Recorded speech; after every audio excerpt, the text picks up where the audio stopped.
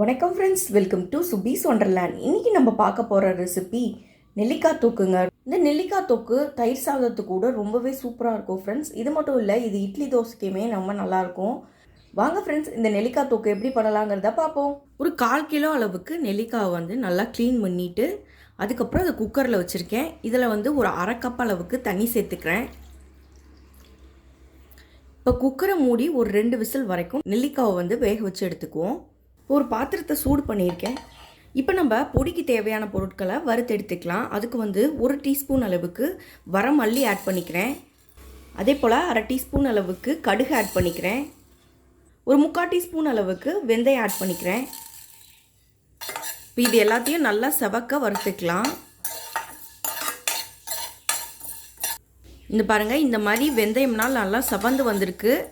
அதே போல் கடுகு வந்து வெடிக்கிற சவுண்டு கேட்டதுக்கப்புறமா இந்த ஃப்ளேம் ஆஃப் பண்ணிக்கலாம். நம்ம இது எல்லாத்தையும் நல்லா ஆற வச்சுட்டு மிக்ஸி ஜாரில் போட்டு பவுட்ரு பண்ணி எடுத்துகிட்டு வந்துக்குவோம்.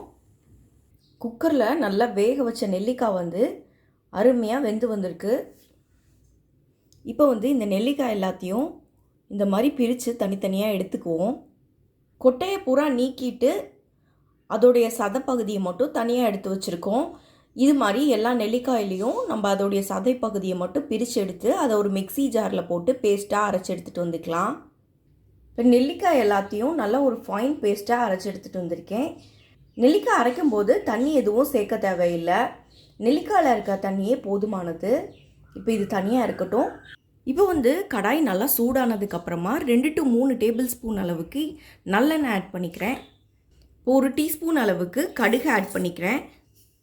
இப்போ வந்து 2 கொத்து கருவேப்பிலை இதில் சேர்த்துக்கிறேன். இப்போ இந்த எண்ணெயிலேயே வந்து 1/4 டீஸ்பூன் அளவுக்கு மஞ்சள் தூள் ஆட் பண்ணிக்கிறேன்.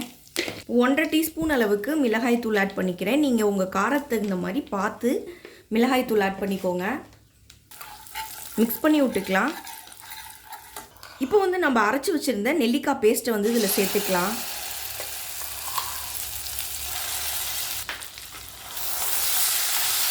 நல்லா வதக்கிக்குவோம். இப்போ லெமன் சைஸ் புளியை வந்து நல்லா ஊற வச்சு அதோடைய தண்ணியை எடுத்துகிட்டு வந்திருக்கேன். அந்த தண்ணியை வந்து இதில் சேர்த்துக்கிறேன். இப்போ நல்லா கலந்து விட்டுக்குவோம்.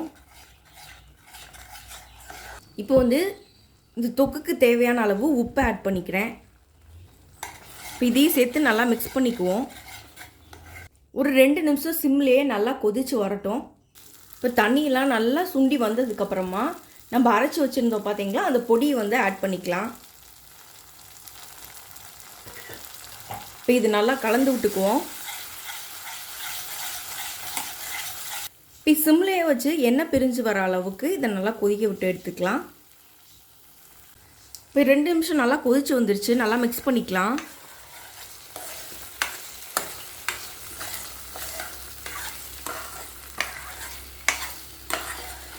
அவ்வளோதான். இப்போ ஃப்ளேம் ஆஃப் பண்ணிக்கலாம். இப்போ நமக்கு ரொம்பவே ஹெல்த்தியான சூப்பரான சைட் டிஷ் ரெடி ஆயிடுச்சு ஃப்ரெண்ட்ஸ். இந்த நெல்லிக்காய் தொக்கு வந்து சாதத்துக்கு கூட மட்டும் இல்லைங்க, இட்லி தோசை எல்லாத்துக்கூடையும் சூப்பராக இருக்கும். கண்டிப்பாக நீங்களும் இதை ட்ரை பண்ணி பாருங்கள். இந்த ரெசிபி உங்களுக்கு பிடிச்சிச்சின்னா எங்கள் சேனல் லைக் பண்ணுங்கள், ஷேர் பண்ணுங்கள், சப்ஸ்கிரைப் பண்ணுங்கள். மீண்டும் இன்னொரு நல்ல ரெசிபியோடு உங்களை மீட் பண்ணுறேன். அதுவரை உங்களிடமிருந்து விடைபெறுவது சுபீஸ் ஒண்டர்லேண்ட். தேங்க்யூ.